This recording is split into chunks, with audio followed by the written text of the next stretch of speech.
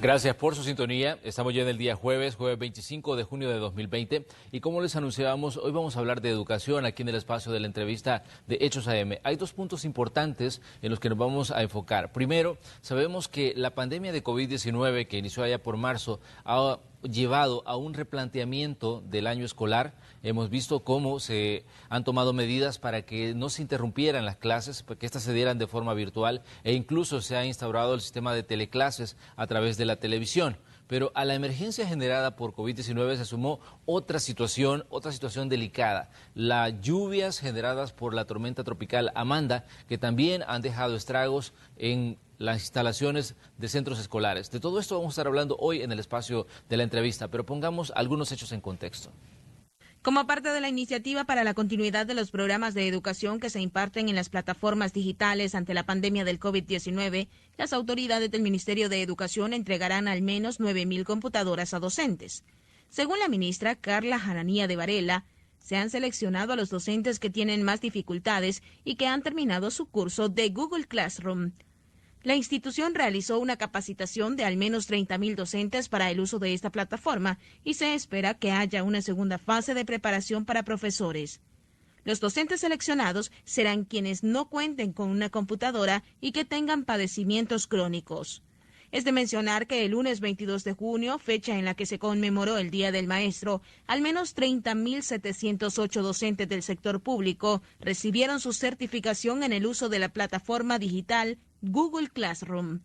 Esta mañana conversaremos con la ministra de Educación, Carla Hananía de Varela, sobre estos y otros temas. Bienvenidos a la entrevista de Hechos AM.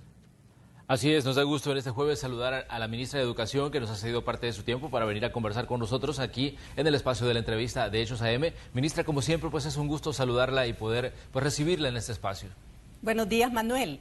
También para mí es un gusto y agradezco siempre la oportunidad de poder compartir con el público que nos ve y nos escucha los avances y las dificultades también que tenemos.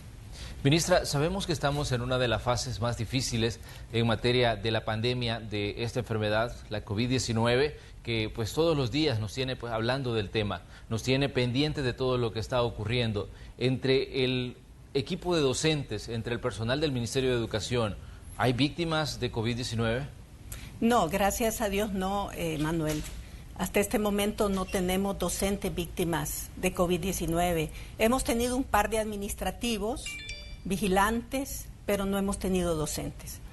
Muy bien, definitivamente porque esto es importante. Sabemos que pues la pandemia nos está afectando a todos, está golpeando a todos los sectores productivos, a todos los estratos de la población, y es por eso tener una idea de todo esto para ir generando conciencia entre los ciudadanos sobre los peligros, sobre el riesgo que tenemos todos los días y la importancia de cuidarse y de cuidarnos también unos a otros.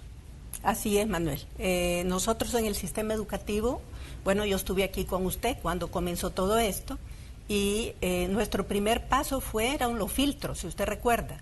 Sí. Entrenamos a los docentes, informamos a los padres de familia de los alumnos sobre los filtros que tenían que ser aplicados antes, a la entrada y después de la entrada en el centro educativo. Y esto no funcionó muy bien, ¿verdad? Fue como una medida preventiva, una educación para la prevención que dimos antes de cerrar los centros educativos. Y creo que esto ha sido muy importante porque los alumnos tuvieron el tiempo de introyectar, de entender y procesar que era necesario prevenir y cómo hacerlo. Así es, ministra, este año ha sido una celebración del Día del Maestro pues con un toque agridulce, ¿no? Los maestros no tuvieron contacto con sus alumnos o si lo tuvieron de forma virtual. Debido a esta situación, ellos también han tenido que replantearse, ya hablábamos sobre las clases virtuales, sobre las teleclases. Esto ha llevado a cambios que han venido para la vida de los estudiantes y también para la vida de quienes ejercen la docencia en El Salvador. ¿Cuál es la evaluación que hace usted, ministra, de estos cambios que se implementaron, de estas acciones que han tenido que tomarse para enfrentar la pandemia y que el año escolar pues no se interrumpiera, por lo menos de una forma tan drástica que llevara a muchos estudiantes a quedarse sin clases? Bueno, tal vez decirle tres cosas. Después de los filtros, nosotros hemos tenido tres prioridades las más importantes prioridades para nosotros han sido, primero, garantizar la continuidad educativa. Y cuando yo digo garantizar la continuidad educativa, esto implica muchas acciones, incluso una de las que hicimos el Día del Maestro, que para nosotros, a pesar de las condiciones y las circunstancias, fue un día muy importante. Ya le voy a explicar por qué. Claro. Luego viene todo el tema del equilibrio emocional y prevenir los problemas emocionales dentro del hogar, para el docente y para el alumno, lo cual hemos estado tratando de abordar a través de las diferentes plataformas que tenemos para garantizar la continuidad educativa. Pero además, un tercer punto para nosotros muy prioritario es el tema de garantizar la alimentación a los alumnos más vulnerables. Y también esto lo podemos desarrollar más adelante. Pero quisiera extenderme en el tema de la continuidad educativa. Claro. Obviamente, tenemos que trabajar a distancia. Y el país, cuando la pandemia inició, no tenía la conectividad ni tenía los medios para poder desarrollar las plataformas a distancia. Tuvimos que correr y en un trabajo verdaderamente excepcional de los equipos del Ministerio, del Instituto de Formación Docente, del Canal 10, desarrollamos y lanzamos un Canal 10, una franja educativa que llamamos Aprendamos en Casa, renovada y actualizada, sí, que está siendo de gran utilidad para por lo menos 1.6 millones de personas, que son los que tenemos registrados en este momento en la audiencia, a pesar de que estamos en este momento haciendo un estudio de audiencia para tener una idea exacta a dónde estamos llegando y a dónde no estamos llegando para poder mejorar la señal. Pero el primer paso ya lo dimos. El primer paso fue comenzar, abrir la franja y articular esta franja a los contenidos educativos de nuestra guía. Porque cuando usted nos escucha hablar de guías impresas, de micrositio en la página del Ministerio, de Canal 10, de radio, de Google Classroom, todo eso tiene una columna vertebral, sí, ¿verdad? No pueden ser respuestas desarticuladas. Hay una columna vertebral que son las guías didácticas, que las trabajan nuestros especialistas en currículum y nuestros especialistas de nivel. Cuando hablo de especialistas de nivel, estoy hablando de los niveles educativos. Sí. Entonces, estas personas, a quien yo reconozco su trabajo porque han hecho un esfuerzo muy grande, ¿verdad? Y ellos han trabajado día y noche prácticamente para poder sacar estas guías y evaluarlas, pero al mismo tiempo actualizarlas cada semana. La guía didáctica que nosotros subimos al sitio web del Ministerio, al micrositio, sí, especialmente creado para la pandemia, es la columna vertebral de donde se desprenden y donde se articulan las demás formas de llegar a los alumnos. Sí. ¿Por qué tenemos diferentes formas de llegar a los alumnos? Porque hay alumnos que tienen en una computadora, otros que solo tienen un teléfono, otros que no tienen ni electricidad. Claro. Otros que solo tienen un teléfono. Entonces hemos creado diferentes plataformas y en este momento estamos finalizando una propuesta integral, aprovechando estas circunstancias de educación multimodal. Le hemos llamado multimodal porque sí, tiene estas diferentes modalidades, la que le acabo de mencionar y otras más. Pero no se trata solamente de pensar en computadoras, en teléfonos, en guías empresas. Se trata de pensar en el contenido, en lo que vamos a transmitir a través de todas estas plataformas. Y es en eso en lo que estamos trabajando. Ministra, es una realidad de que la situación de emergencia, la generada por la pandemia, vino a dejar al descubierto cómo El Salvador pues no había invertido en las tecnologías de comunicación modernas, en las nuevas plataformas para desarrollo educativo. Y tocó correr, como usted nos decía bien, a acelerar todos los programas que tal vez estaban, digamos, en papel, a materializarlos lo antes posible, porque la situación lo ameritaba. Y hemos visto, digamos, cómo se están haciendo los esfuerzos para que la población estudiantil no se quede sin clases en medio de una situación que tiene al mundo de cabeza todavía, ¿no?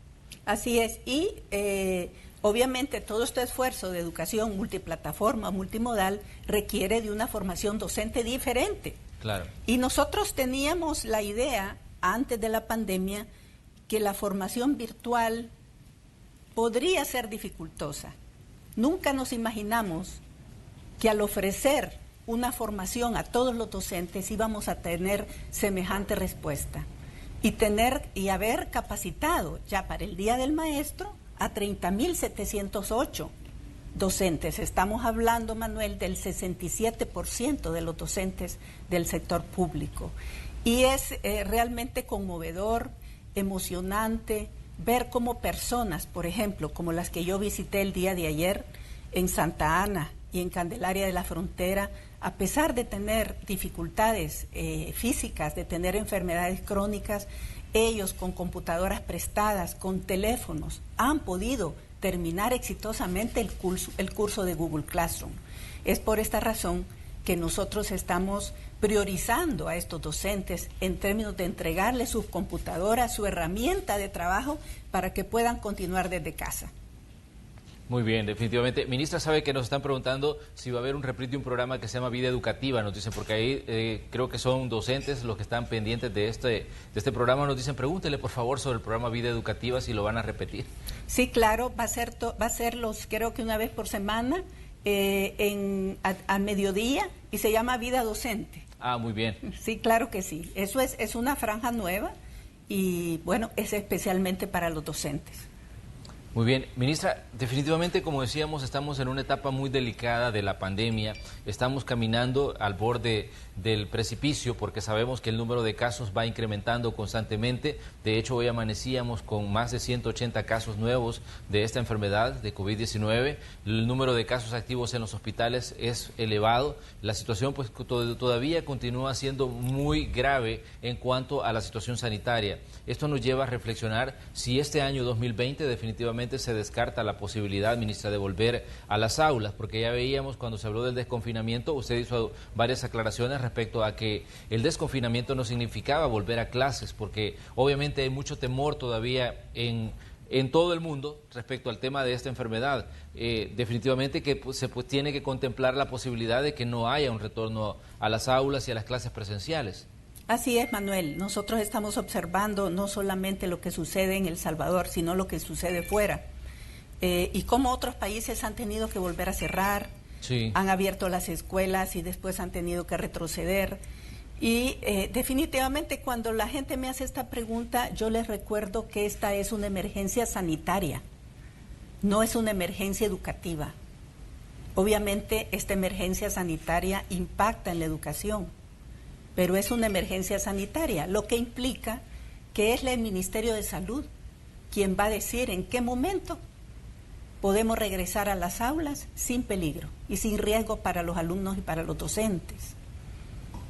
Pero eso también nos lleva, ministra, en una situación como ya veíamos, que incluso el presidente de la República mandaba pues un proyecto de ley a la Asamblea Legislativa donde estaba pidiendo más confinamiento debido a la situación emergente que tenemos en los hospitales, debido a la cantidad de casos que están saliendo positivos todos los días, y esto obviamente hace ver que se va alejando la posibilidad de retornar a las clases presenciales en el corto plazo. Lógicamente que sí, Manuel, y esto también implica que nosotros tenemos que redoblar esfuerzos en ese enfoque de enseñanza multimodal o multiplataforma. Claro. Pero incluso, supóngase que tengamos un milagro y la pandemia empiece el próximo mes a descender rápidamente y sí, que nosotros, supongamos, podamos regresar en septiembre o octubre. No vamos a poder regresar de la misma manera como hemos trabajado siempre. Vamos a tener que ir por grupos y de manera gradual. Esto implica que sí vamos a seguir necesitando las diferentes plataformas de estudio. Vamos a necesitar las guías impresas, vamos a necesitar los micrositios, vamos a necesitar el Google Classroom, que va a ser nuestra plataforma educativa, la radio, la televisión. Y en eso estamos trabajando, en fortalecer cada una de estas modalidades de enseñanza, porque se van a quedar con nosotros. Ministra, hemos visto que se ha tenido que tomar acciones, ya decía usted, dotar a los docentes, en este caso, de equipo informático para que puedan trabajar. Se ha tenido que capacitar en materia de uso de nuevas tecnologías, se ha tenido que hacer guías impresas para dotárselas y dárselas a los estudiantes donde la situación es muy precaria, no hay acceso a internet, no hay acceso a equipos informáticos y muchas veces ni energía eléctrica. ¿Cuánto es lo que ha tenido que erogar educación para hacer, digamos, para tomar acción en medio de esta situación emergente y que ha obligado pues a replantear todo el año lectivo? Bueno, realmente para ciertas cosas nosotros hemos utilizado nuestros recursos internos para poder financiar todo el proceso de adecuación curricular a las diferentes plataformas. Nosotros hemos hecho ahorros internos, hemos reorientado fondos en la medida que el reglamento y la ley nos los permite. Hemos tenido fondos de la cooperación. Pero sí, para poder comprar las computadoras de los docentes, por lo menos esta primera fase de 9.000 computadoras, hemos gastado $2.7 millones. Esa ha sido la inversión. Esa es apenas una parte, Manuel, sí, ¿verdad? Porque estamos priorizando a aquellos docentes, primero, que terminaron el curso de Google Classroom, que lo terminaron con éxito. Segundo, que no tienen un aparato, no tienen ningún tipo de dispositivo. Hicimos una encuesta, una investigación, y estos docentes o les prestaba a alguien la computadora o lo tuvieron que hacer a través de un teléfono. Claro. Y tercero, que tengan alguna enfermedad crónica. Esto significa que estos docentes van a ser los últimos en regresar. Si regresamos, van a ser los últimos en regresar porque son los que están más expuestos. Por tanto, son los que necesitan más la computadora. Hay muchos más docentes que han terminado su curso de Google Classroom y que tienen su computadora. A ellos también les vamos a dar, pero no son prioridad en este momento. Estamos comenzando por aquellos que más lo necesitan y que son las personas que tienen enfermedades crónicas y que a pesar de eso hicieron el curso de Google Classroom.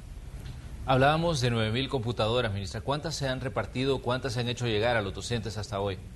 Bueno, hemos empezado apenas hace 3 días a entregar computadoras, ¿verdad? No las hemos empezado a entregar todavía de forma masiva. Claro. Yo he querido entregarlas personalmente, Manuel, las que hemos entregado, porque siento que estas son personas, especialmente estos docentes, son personas que tienen 30, 26, 21, 18 años de servicio, que le han servido al país, que han educado a nuestros hijos, que han formado ciudadanos, y que este es el momento de hacerles un reconocimiento, llegando a la puerta de su casa y llevándoles una computadora.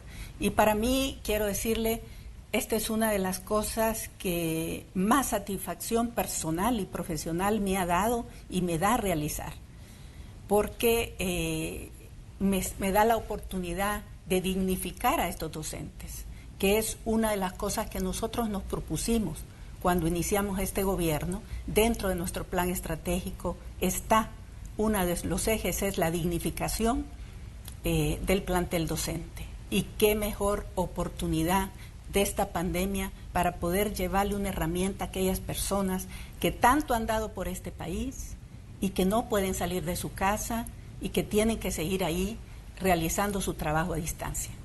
Ministra, obviamente hay una brecha entre estudiantes, porque ya decíamos las desigualdades que han quedado al descubierto al hablar de la situación de la emergencia.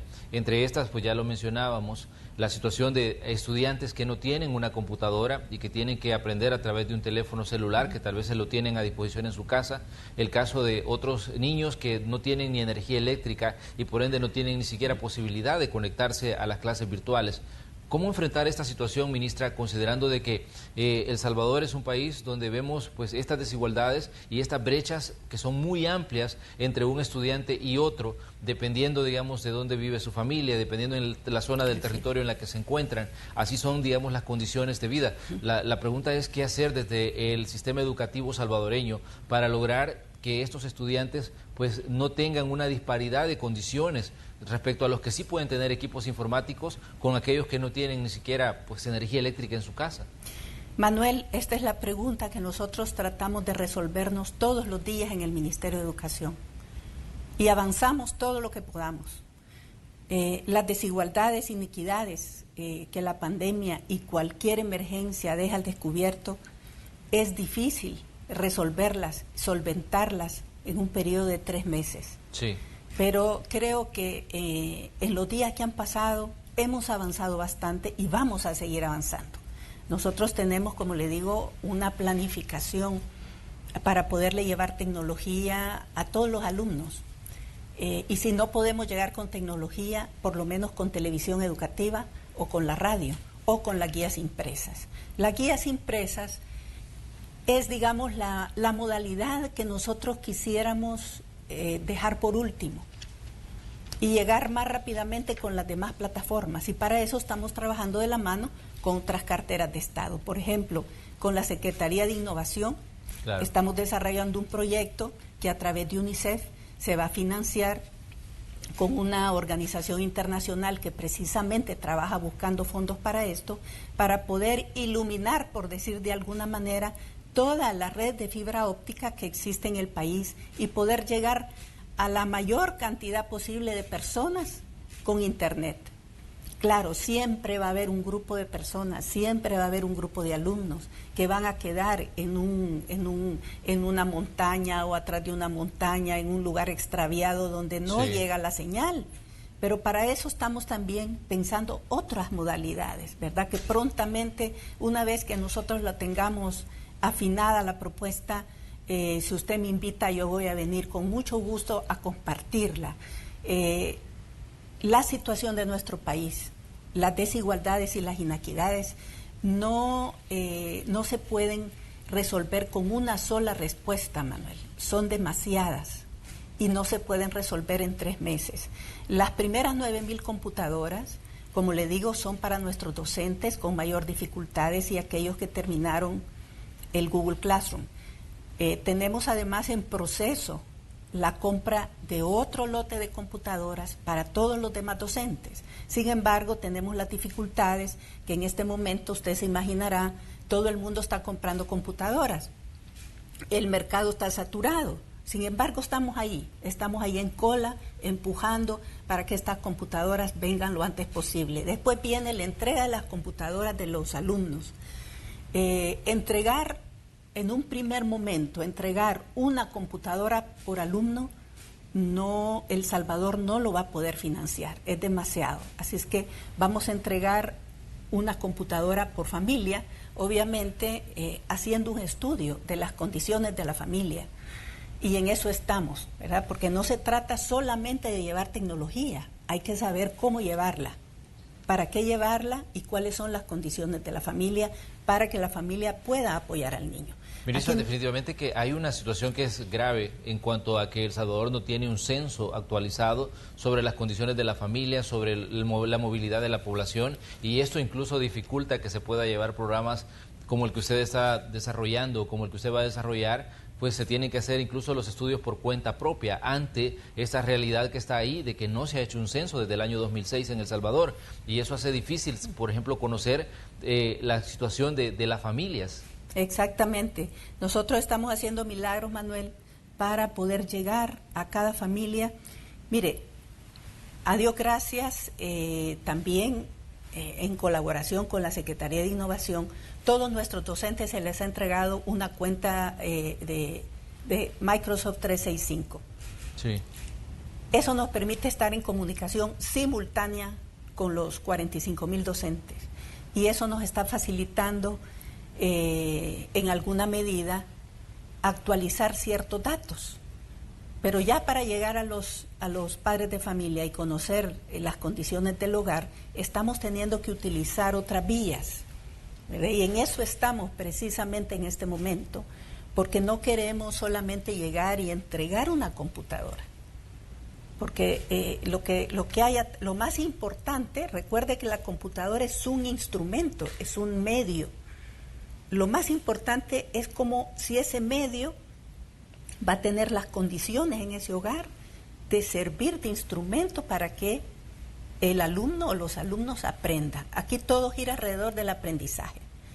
Y la tecnología es un medio, que si nosotros lo utilizamos bien, pues es un medio maravilloso. Entonces, las computadoras de los alumnos, que es un tercer momento, por decirlo así, porque tenemos que formar a los docentes, equiparlos, y obviamente ya equipados los docentes, ya no vamos a dar solamente el Classroom, sino que les vamos a dar otras herramientas. Pero para las computadoras de los alumnos sí necesitamos que nos den los fondos para ello, porque no los tenemos en este momento. Lamentablemente, y esta ha sido la realidad, porque así debe ser, los fondos que nosotros teníamos para varios rubros, incluyendo computadoras, han sido destinados para poder salvar la vida de los salvadoreños, han sido reorientados a salud. Entonces nosotros esperamos que de los 2.000 millones del dinero que la Asamblea Legislativa va a aprobar, nos den el dinero para poderle hacer llegar la tecnología a nuestros estudiantes. Ministra, obviamente el tema de la pandemia ha venido a replantear incluso el papel de los padres de familia. Me acuerdo que cuando conversábamos las primeras veces había muchas quejas de padres diciendo de la carga académica de los niños. Usted, me acuerdo que dio recomendaciones para que se balanceara las horas de estudio para ciertas edades, y había quejas incluso de padres que decían, mire cómo voy a pagar las cuotas escolares. En el caso de los que tienen a sus hijos en colegios de paga, decían, si yo soy el que le estoy enseñando. ¿Cómo ha cambiado, ministra, en estas semanas, en este tiempo en el que se ha estado, trabajando en esta nueva modalidad, la percepción de los padres respecto a la responsabilidad que se tienen a la hora de enseñar a los estudiantes, y que se han convertido ellos en parte clave también para que los niños estudien desde la casa? Sí, aquí hay varias cosas, Manuel. Mire, al principio nadie sabía cómo actuar. Esto nos tomó a todos desprevenidos. Claro. Y los docentes hacían lo que podían, los padres hacían lo que podían. En un primer momento los docentes ellos mismos empezaron a crear sus propias guías. El ministerio elaboró sus guías didácticas. Los docentes preocupados porque ¿cómo voy a hacer para trasladar el contenido? Sí. Entonces, poco a poco hemos ido entendiendo que este no es el momento para trasladar el 100% de los contenidos. Este es el momento de priorizar, de seleccionar y enseñarle al niño a trabajar de manera independiente. El padre de familia al principio se sintió saturado y abatido, pero poco a poco nosotros hemos orientado a todos los colegios privados, colegios públicos, y les hemos ido insistiendo, y cada vez que tenemos una queja hacemos seguimiento, vamos y vemos cuál es la razón. A veces los docentes no están capacitados o no saben cómo hacerlo. A veces simplemente el docente siente la necesidad de justificar su trabajo para que no se vaya a quedar sin empleo. Son diversas las razones que dieron origen a esta sobrecarga. Nosotros hemos insistido y volvemos a insistir. La sobrecarga es dañina, sobre todo en este momento que el equilibrio emocional de las familias hay que cuidarlo. Muy bien, ministra, definitivamente, como decíamos, hay una cantidad de elementos, incluso en temas de educación superior. Se pidió entonces la intervención del ministerio. Vamos a hablar de eso cuando regresemos de la pausa, vamos a ir a comerciales, pero les pedimos a ustedes que sigan con nosotros porque tenemos más preguntas para la ministra de Educación, Carla Ananía de Varela, así que regresamos enseguida con más de Hechos AM.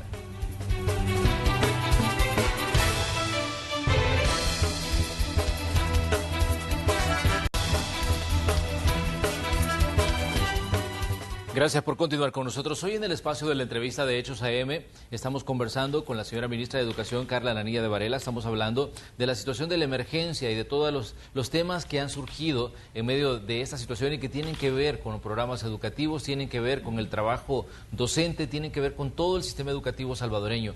Ministra, hace unos días había una denuncia de parte de estudiantes de una universidad privada que decían que se les había cobrado un arancel muy alto, decían ellos, por una graduación que fue de carácter virtual. Y en ese momento ellos pedían la intervención de ustedes como autoridades de educación y también de la Defensoría del Consumidor. Recientemente, pues yo veía que usted publicaba en una de sus cuentas en redes sociales de que el problema ya se había resuelto. Bueno, en parte sí, Manuel.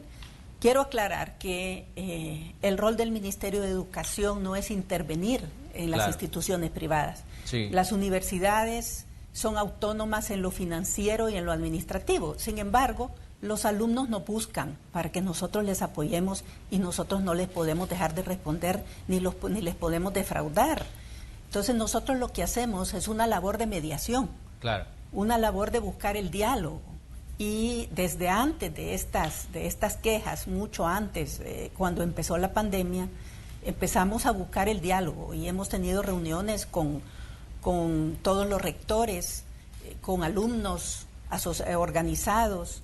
Y esta nueva queja que tiene que ver con los procesos de graduación no se está dando en una sola universidad. Sí. Entonces estamos dialogando con las universidades y también con los alumnos para buscar un acuerdo que beneficie a ambos, y en este sentido también contamos con la colaboración de la Defensoría del Consumidor. En este momento es la Defensoría del Consumidor quien está actuando y nosotros le acompañamos. Muy bien, porque definitivamente decíamos había muchas dudas y muchas quejas de parte de la comunidad universitaria y que pedían en este caso la intervención de ustedes como Ministerio de Educación, pero qué importante que usted aclara respecto a que solo pueden ser en este caso mediadores para buscar soluciones. Así es, y yo creo, Manuel, que la mayor parte de los problemas se resuelven dialogando. Pero no necesitamos buscar una ley para poder actuar, y ese ha sido nuestro principio. Nosotros estamos apoyando a los alumnos y también a las universidades. Estas son situaciones y condiciones complejas las que vivimos, y cada quien quiere resolver su propio problema, cada quien quiere que le resuelvan, que alguien le ayude, pero debemos de trabajar todos juntos para resolver un problema que nos aqueja a todos y que nadie se lo ha inventado. Esto nadie ha dicho a partir de ahora comienza la pandemia.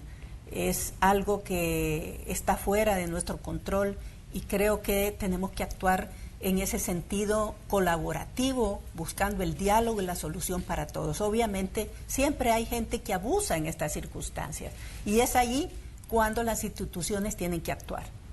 Ministra, decíamos que aparte de la situación de la pandemia, de la emergencia sanitaria, pues se vino otra situación grave para El Salvador y fue la del paso de la tormenta tropical Amanda.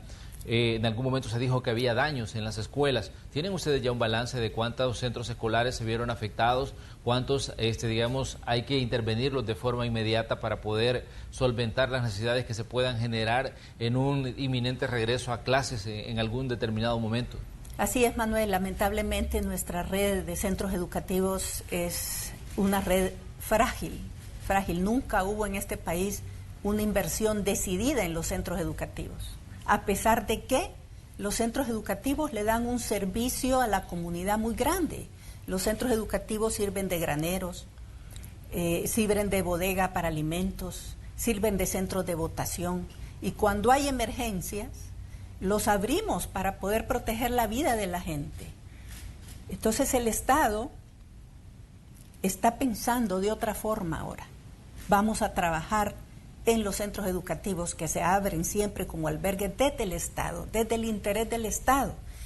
Pero obviamente que son más los centros educativos que han quedado dañados por la lluvia. Son alrededor de 537 centros educativos dañados, unos con daños mayores, otros con daños menores. Los daños mayores son aquellos centros educativos que tienen taludes y tienen muros de contención, que son verdadero peligro para la gente, no solo para el centro educativo, sino para los vecinos. Y calculamos que para reparar esas 530 y pico de escuelas necesitamos $13 millones. Wow. Definitivamente que esta es una situación emergente también a nivel de finanzas, ministra. Así es. Esta es una crisis global y no solamente nacional, Manuel. O sea, los fondos han tenido que priorizarse en todas partes del mundo. Pero tenemos que pensar que este es un país que continuamente enfrenta riesgos, emergencias, y que tener una red de centros educativos bien mantenida, donde realmente podamos albergar a la gente con seguridad, es prioritario para este país. Ministra, una pregunta es sobre qué va a pasar, por ejemplo, con los programas escolares que se desarrollan cada año. La entrega de uniformes, la entrega de paquetes, la entrega de alimentación a los estudiantes. Obviamente vemos que hay un cambio y muchos estudiantes están en su casa, pero la gente pregunta qué va a pasar con todos estos programas, la entrega de los zapatos. Bueno, quiero decirle que voy a empezar por el tema de la alimentación, que es una de las prioridades para nosotros en medio de esta pandemia. Puesto que una buena proporción de nuestros estudiantes son de familias muy pobres, sí, o en pobreza extrema. Y precisamente por esa razón nosotros hemos diseñado una estrategia de entrega de alimentos focalizada en esas familias. Son alrededor de 320,000 familias que están, según el mapa de pobreza, en extrema o en pobreza, o tienen problemas de desnutrición. Entonces, en este momento estamos en el proceso de entrega. de estas 320,000 paquetes. Hay padres de familia, centros educativos que nos han dicho a nosotros por qué no nos entregan, si nosotros también necesitamos, pero tenemos que ir por partes y tenemos que priorizar primero a los más débiles, a los más frágiles. Poco a poco vamos a llegar a todos los demás, pero lo que pedimos es un poco de paciencia y que nos permitan priorizar en aquellos que más necesitan, ¿verdad? Vamos avanzando en el tema de la alimentación. Ahora, el tema del paquete escolar, claro. Obviamente los niños no están en la escuela, sí. ¿Verdad? No están utilizando ni el uniforme ni los zapatos. Sin embargo, nosotros tenemos una deuda y tenemos un compromiso con los proveedores. Y estamos recibiendo todo el paquete escolar, los uniformes y los zapatos para poderles pagar. Y tenemos un nivel de pago en este momento récord, ¿verdad? Ellos, los proveedores han reconocido el esfuerzo que hemos hecho, puesto que hemos pensado también que son personas que están siendo afectadas por la pandemia porque no pueden trabajar. A pesar de que los uniformes y los zapatos no están siendo utilizados, nosotros estamos cumpliendo con nuestros compromisos. Ministra, un punto importante es decirle en este caso a los padres de familia, a los docentes, a los estudiantes, ¿cuál es la hoja de ruta que va a seguir educación de aquí a 2021? Porque obviamente vemos que hay muchas situaciones que resolver en materia educativa, vemos muchos espacios que hay que llenar en materia educativa, pero definitivamente que le gustaría seguramente escuchar cuál es la hoja de ruta que usted va a seguir como titular de educación. La hoja de ruta, Manuel, se resume en el plan multimodal o multiplataforma. Esa va a ser nuestra gran ruta. Es una ruta que lleva varios caminos, ¿verdad? Lleva el camino de la educación virtual a través del micrositio, donde semanalmente vamos a continuar subiendo nuestras guías didácticas actualizadas. Vamos a seguir trabajando en llevar conectividad, vamos a invertir en la conectividad, lo cual puede llevar un poco más de tiempo, por eso es que recurrimos rápidamente a Canal 10.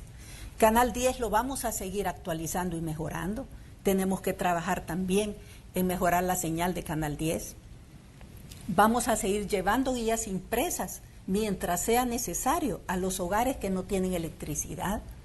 Y para eso es que estamos trabajando, a pesar de que no tenemos censo, estamos trabajando en identificar los hogares de aquellos alumnos que no tienen electricidad. Yo he visitado algunos de ellos y me he preocupado que la dirección departamental los tenga bien identificados para que no le falten sus guías impresas. Tenemos la radio, que la estamos comenzando y la podemos seguir ampliando con Radio Nacional. Y vamos a tener otras modalidades que en este momento, como le decía, estamos diseñando.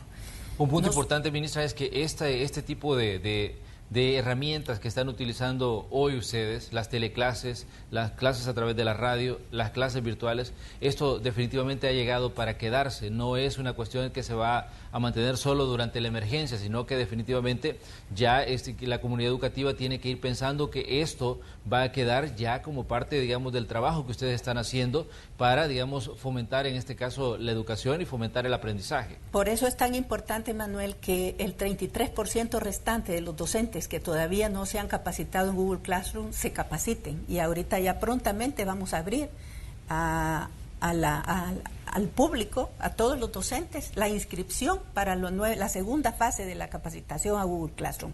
No queremos que nadie se quede atrás, no queremos que nadie se quede sin esa herramienta, porque esa va a ser la herramienta y creo que lo podemos lograr, lo vamos a lograr.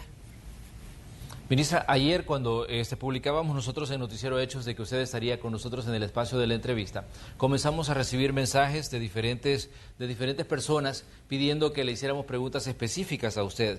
Me decía alguien a través de Twitter, me decía, por favor consúltele a la señora ministra si se va a continuar o qué va a pasar con las academias sabatinas departamentales. Las academias sabatinas departamentales, igual que el resto de la educación, tendrá que seguir siendo virtual.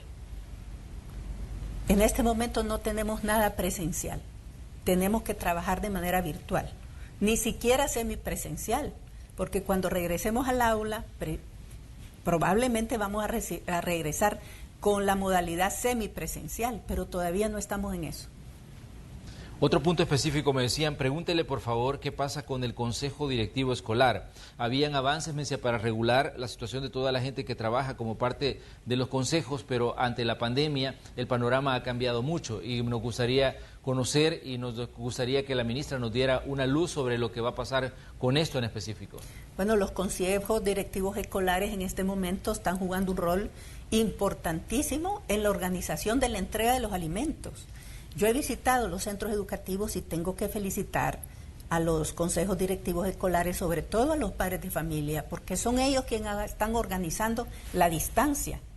Ellos son los que están organizando quién va a poner el alcohol gel, quién va a anotar la firma, quién le va a entregar el paquete al padre de familia. Son los CDE precisamente los que están organizando la logística de entrega de los alimentos.